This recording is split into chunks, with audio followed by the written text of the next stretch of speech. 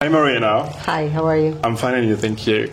I'm so happy to meet you. I must say I'm a little bit starstruck and a bit nervous. Because, really? Yeah. Oh, you're really one of my favorite authors. When the publishing house told me that I will have the chance to interview you, I was really happy, but now that I have you in front of me, I'm a bit shaky. So please forgive me for my French accent. I hope you will understand me well. I understand you perfect. Perfect. Okay. So, welcome to Paris. How are you? How is Paris treating you so far? Well, I just arrived. You just arrived today? Really, like 5 minutes ago. That's why I was late, basically, because I was taking a shower. Okay, I'm so sorry. I just talked to you like from the plane. I want you to tell you. From the train. I'm coming from Barcelona. Okay. In the 4:30 train right now. Okay. Not too tired. It's okay. I don't think about it. Okay, I'll try to keep it short then. Okay, it's okay. Don't worry. So you're in Paris for a reason. Yeah. Your book, A Sunny Place for Shady People, yeah. just been released in France. I've read this book and I loved it so much. And I did think that the stories in this book felt in their core, in their spirit, just in the spirit, really Argentinian. Yeah. So how does it feel to be translated in French and to be read by French readers for such stories?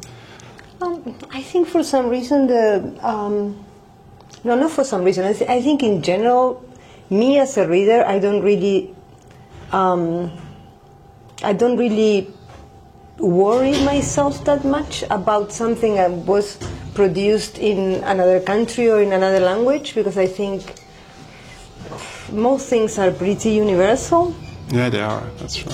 And when I read, I'm very used to reading translation, so mostly I'm curious about what the author is speaking to me about, and I don't worry that much about the details of what's this or what. I just take it all in, and so far the readers in translation most of the time have been doing that, very curious for the very specific Argentinian things and understanding pretty much what's going on in other ways.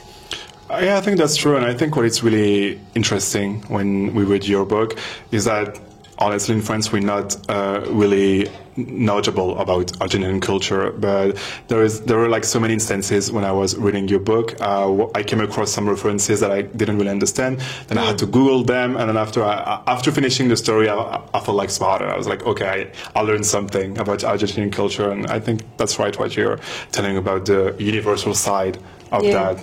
And this is not your only book being published in France. There was also the paperback version of The Little Sister, your book about Silvana Ocampo. These days there is such almost a craze, like the genre of Argentinian women writing about horror story, occult stories is really popular in the world. Like if you go to an English library, you will see a lot of writers like yourself, one of the most famous in the world now. There is also Basterica, there is also Samantha Schweibler. Schweibler, indeed. Why do you think so? I think it's not, I think it has to do a lot with what we read and what we watched and what we are fans of. Like we grew up, we're all in our late 40s, early 50s, and we all grew up with Twin Peaks, the dictatorship. It would sound like really like what to you, but it's like that. It's an atmosphere of the things you are watching on TV, the things you're watching at the movies. Horror was really popular in the late 80s, and it was, and they didn't take that much care of children as they do now. Like I escaped from my house to go see The Nightmare on Elm Street, the first one. I was 12, okay. And they let me in, and it was a bunch of kids there, like ooh, with Freddy, and I don't know.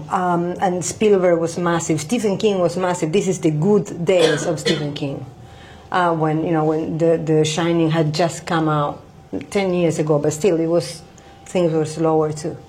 And on top of that, we were living, all of us in Argentina, in a pretty sinister real life, where we really had to try to make sense with cultural artifacts about the fear that we were growing in, because the dictatorship wasn't just the violence, it was mainly the fear that they try to put in people, to make people shut up, to make disappear the bodies. And this happens when we were children. So that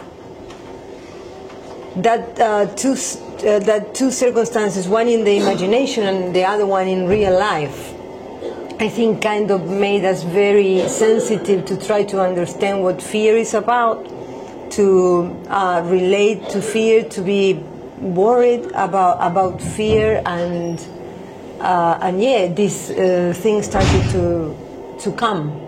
Okay, thank you. And do you think that Silvana Ocampo is like a blueprint for you? Do you draw inspiration from her writing? Because she also, you tell that in the book, she also wrote about some like dark themes, and she had like a thing about those subjects.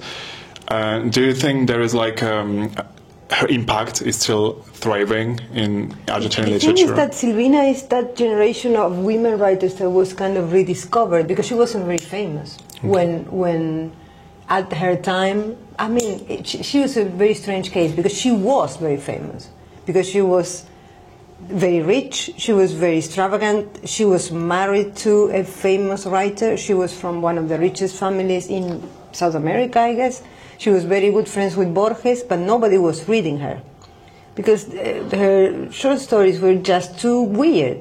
People didn't understand. It's like, what's going on? She's writing stories about children that are cruel, women that are in love with dogs, don't know, a narrator that changes sex and gender throughout the short story. All of this sounds very normal now. But in the 40s, in the 50s, it was like, what's going on? And nobody was, and I guess the reviews were there, everything was there, but the readers were like put off.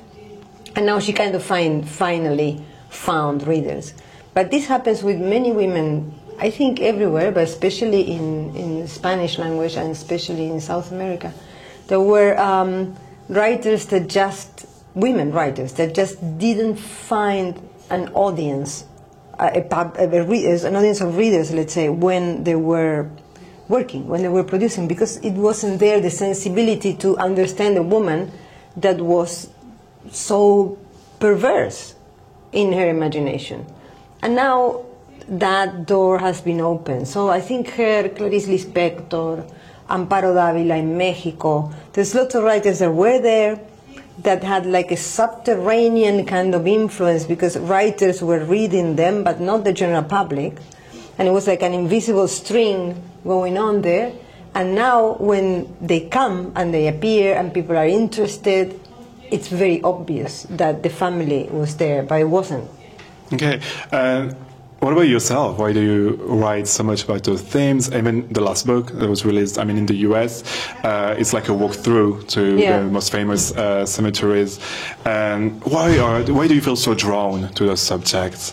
And do you see yourself writing about something else, or this is like your thing and that's something you really enjoy? I started writing like something else, like very realistic kind of urban punk, rock and roll, lots of drugs and sex novels. I really like it. I really have a lot of fun doing that. But I always wanted to write horror. I think the most honest answer is I do it because I like it. I don't think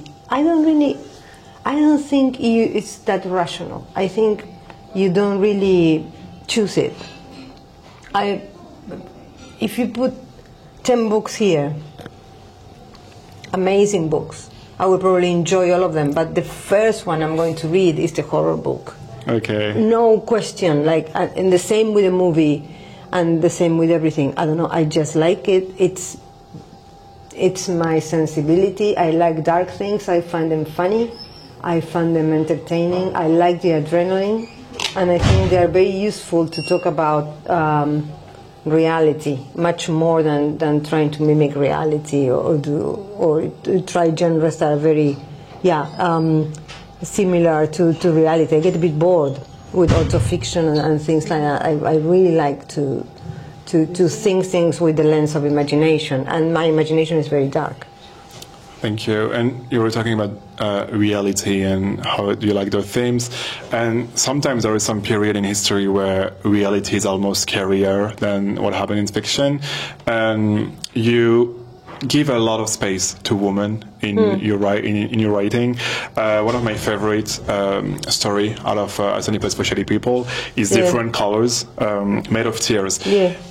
You know, you made this place, this clothing vintage shop, where the clothes and the place itself almost absorbs the woman's pain. I thought it was such a beautiful way of talking, making an allegory of domestic violence and the violence against women. Yeah.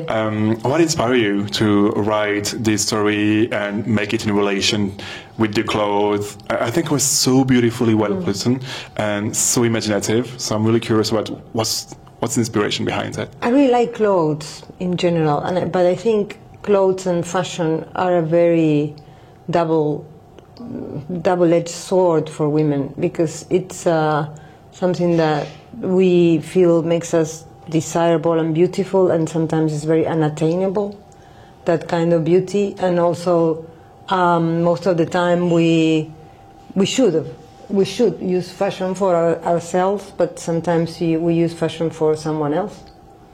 And also there's a dark side to fashion, especially to fast fashion, that it's very interesting to me, that it's very, very contaminating. Nobody thinks about that.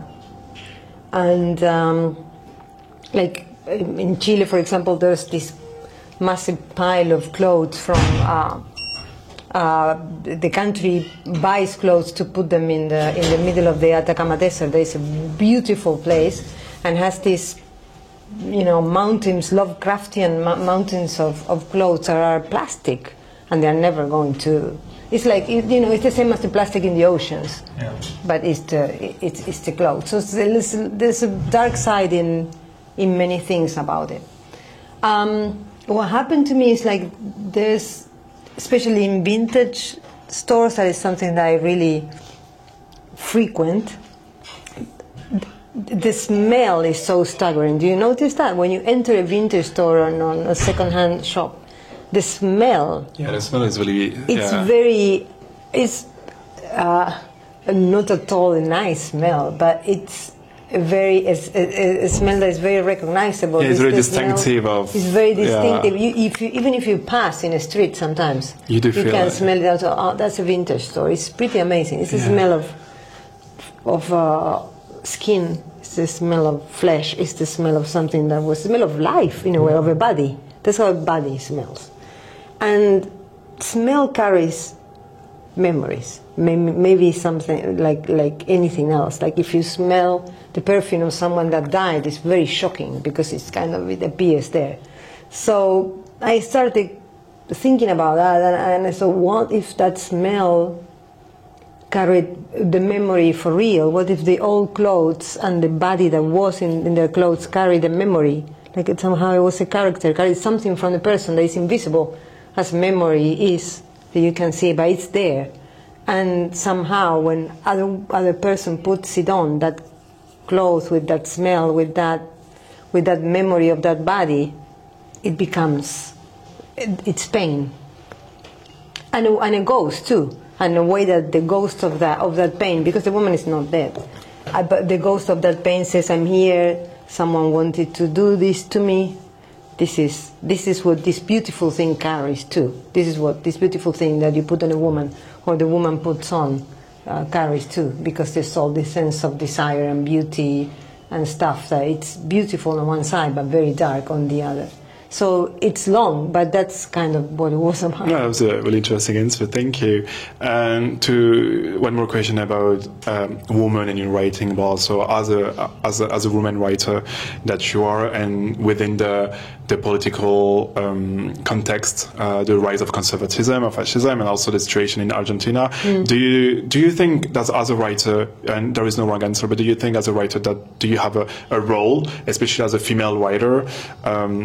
And do you draw inspiration of real life, the horror of the real life situation in your writing? Oh yeah, all the time. My main, you were saying before that sometimes reality is scarier than fiction. I think always reality is scarier than fiction. What fiction does is put a lens to it, or puts a light on it that makes it. That makes it obvious, because we get used to the horror of everyday things, and it's okay. because otherwise you can't live. You can't empathize and be alert all the time. You can do it on an intellectual level, but you can't do it on a visceral level because you would be terrified. And I think what makes you deal with that, with what teaches us to deal with the horror of everyday life and the uncertainty, not just the horror, but the uncertainty, not knowing what's going to happen, has always been fiction.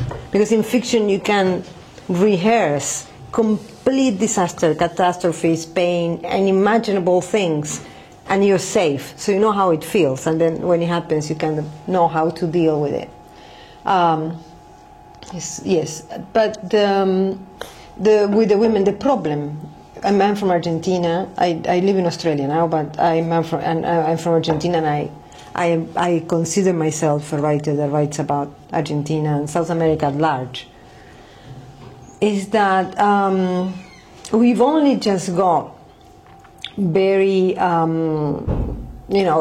rights for women that are kind of been, for example, in Europe forever, like 30 years or 40, like abortion and stuff like that, only 2 or 3 years ago. So it feels like the women's movement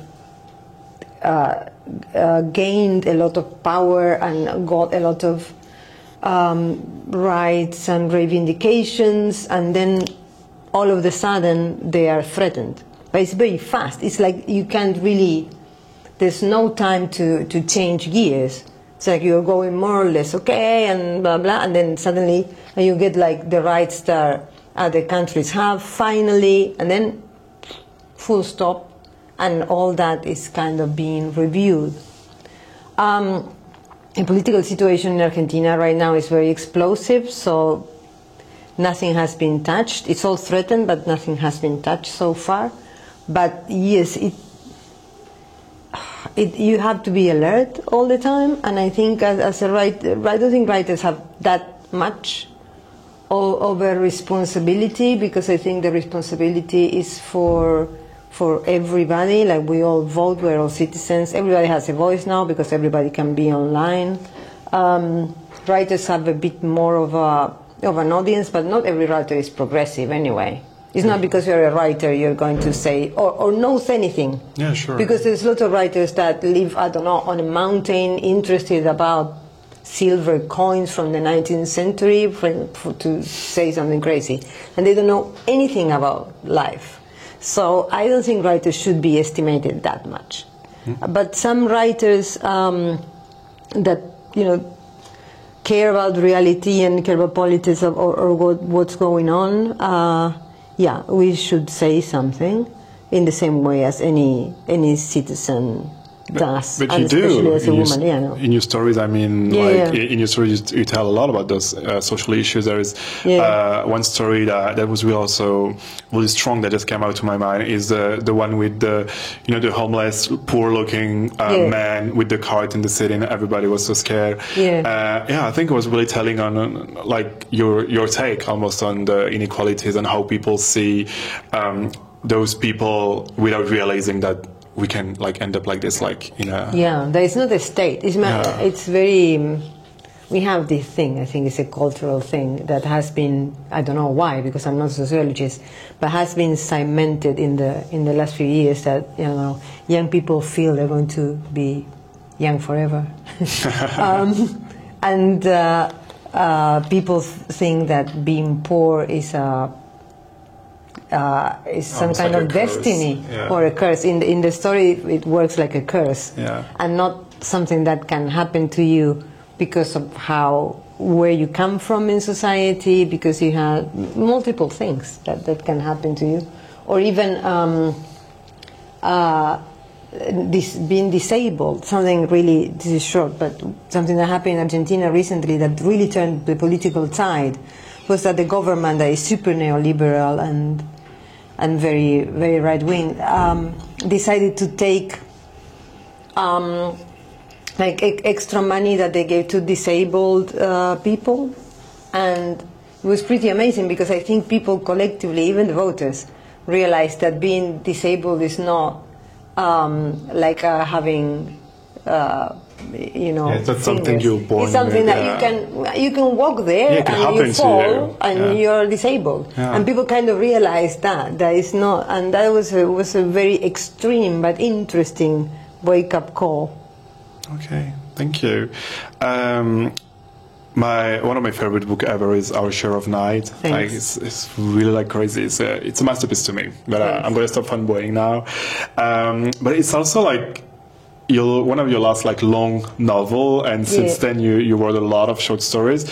Why this choice of short stories? Something you enjoy more doing, or like what's the choice behind it? It comes easier to me. Okay, yeah. And long novel, I'm working on a novel forever. To me, it takes a lot of time because it's like living with the characters, and I make a lot of decisions. It's not. I don't think I'm a novelist. I really have to be in the mood, and I have to be in the right space of mind, and you know, having a story to get to it, because it's not something like comes to me just naturally. There's writers that can write a novel per year. I can write a book of short stories a year. I think I'm a short story writer that really enjoys doing novels, and it just takes me a long time. It's not a process to me. It's a speedy process. It's crazy how other people do it. I don't understand. How long did it take you to write Our Share of Night? Because it's quite a hefty book and really complex, and so many characters, so many stories. I think 5 or 6 years. Okay. It's not that much. I mean, it's a lot, but it's a long book. Yeah. Yeah. It's very slow for me, and it's okay. I mean, sure. I don't think every writer has to. I think writers in general have to produce that much. Yeah, I was about to ask about that. Because that was about to be my next question, about the rise of BookTok, Bookstagram, and those writers. Because like I don't know how is it at home, but in France, there've been like a rise of a lot of these authors that produce like almost 2 books per year, 3 books per year, and there is those special edition, there is those collector edition. It became even more business than it was before. Yeah. And that's stressing because about Your Share of Night, you took like 5 to 6 years to write it. What do you think about the state of the publishing world compared to? Sorry, my question is a bit. I understand. Yeah, I understand. It's crazy. It's crazy in terms of productivity. I mean, I'm amazed that they can do it. I don't think it's necessary. I think basically, literature is slow. It's slow in every sense. You're slow to read it, or should be slow to read it, and in time, also the influence of literature is long. It's like we were talking about Silvina Ocampo. Like she was never successful. She stopped writing in the 90s because she wrote very well into old age. Nobody was paying attention to her, and now she's kind of recognized as a pioneer, and they make they want to make movies of her things, blah blah, and nothing ever happened in her life. And it's not like it has to be like, but that is not something strange with literature, because the writer is it's not about instant satisfaction. I think the writer is writing for himself and about himself, not about himself as in biography or autofiction, but about his thingies. The things that obsess him, the things that he likes, the things that he observes, and that not always corresponds to what's happening with other people.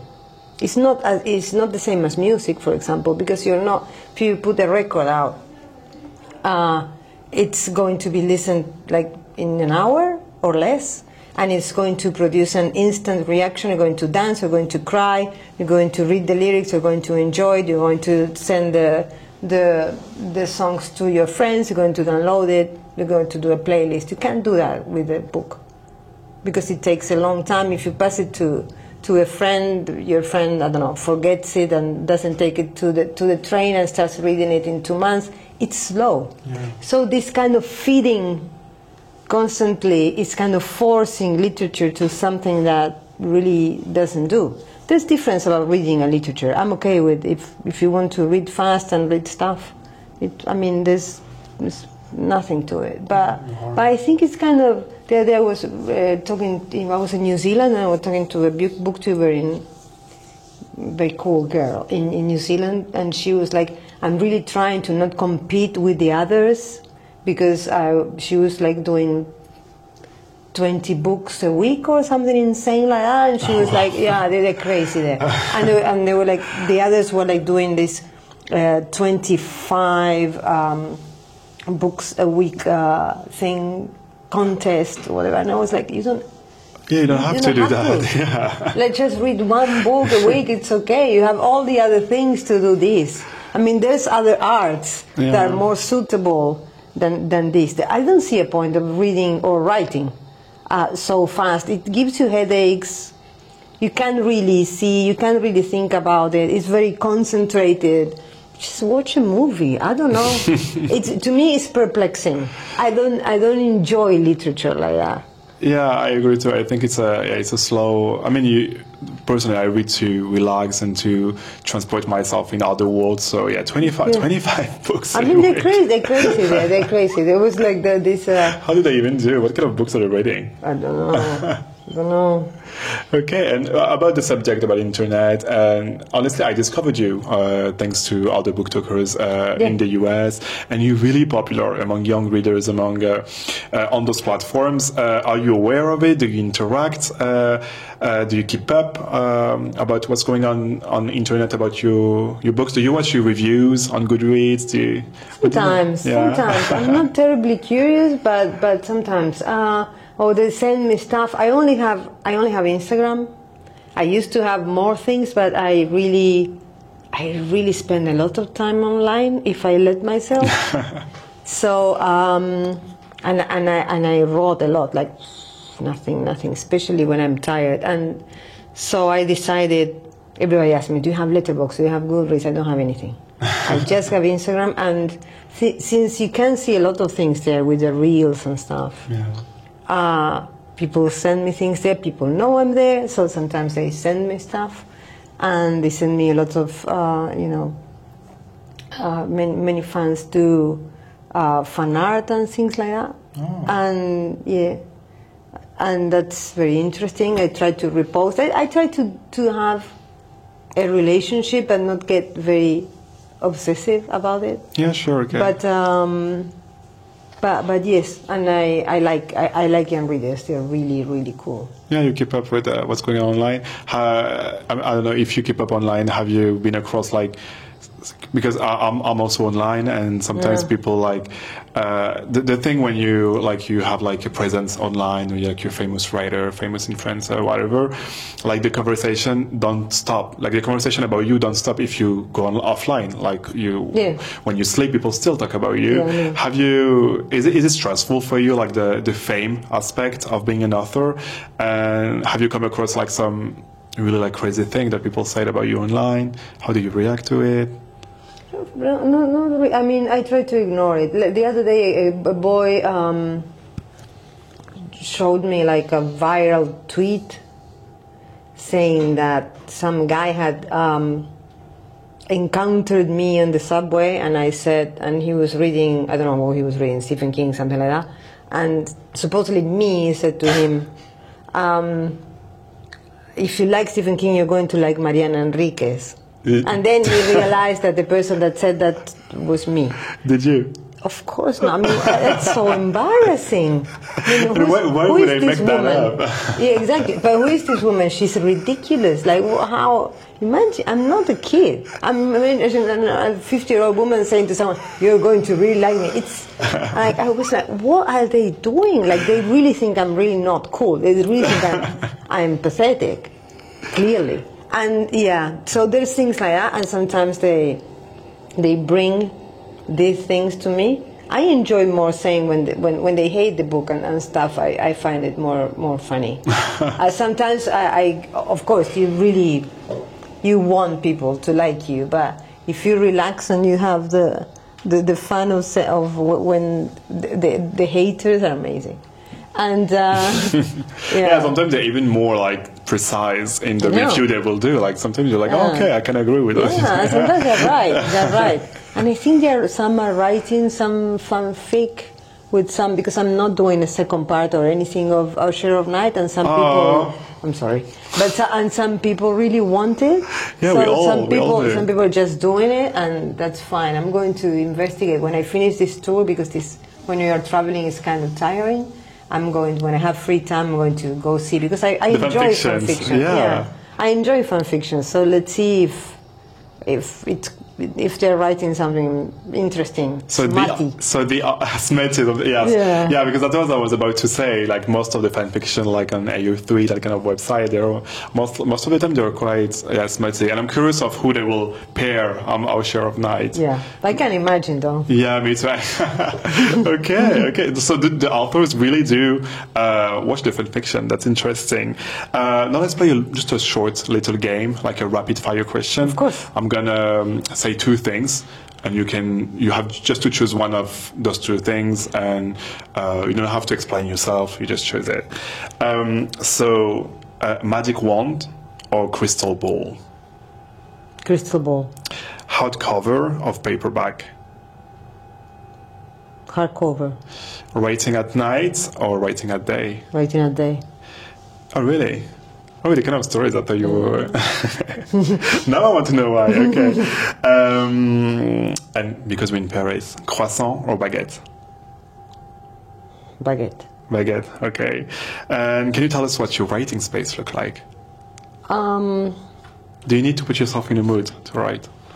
I need to be home, whatever home is. Okay. Now I just moved, and I got a new... how do you call Desk? it? Desk. Yeah. It's pretty cool, very big. And so it's basically my space a mess. It's books everywhere, tarot cards, I don't know, photos. Yeah, messy, kind of... Extremely messy, to the point that I hate myself, and I should, But do you find yourself in your mess? Like, I can do it. Any time that I try to make some order, I was... completely lost. Okay. Your favorite Argentinian dish? Asado, meat. Okay. What is the last book you've read? Let me think, because since I'm traveling, I have this pile of things. What was it?